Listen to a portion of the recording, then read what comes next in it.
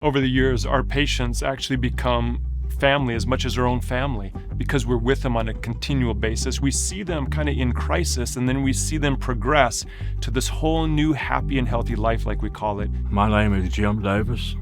I don't know exactly how long I've been coming here, but I've been coming here for quite a number of years. Before I went to chiropractor, I never really thought much of a chiropractor. I realized right quick how much good they could do for you.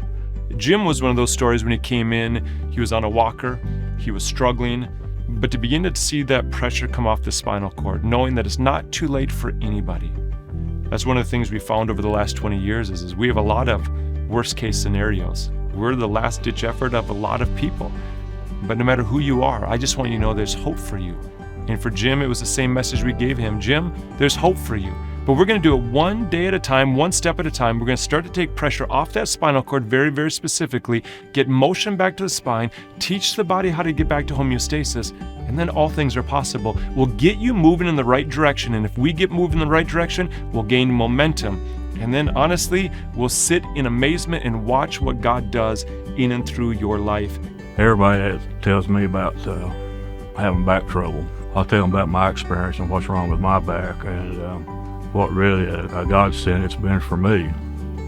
And without it, I'm sure I'd be crippled up because, I was, when that pinch had hurt my back, I was in bed for a while, then I was on a walker for a while, and then graduated to a cane. Then they got me where I could get around good again. And that's what happened with Jim. We got the motion back in the spine, took pressure off that spinal cord, begin to see that mobility and the range of motion begin to restore itself.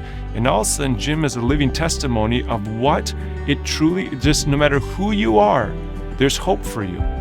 If you go to a good chiropractor, they can do a lot of good for you.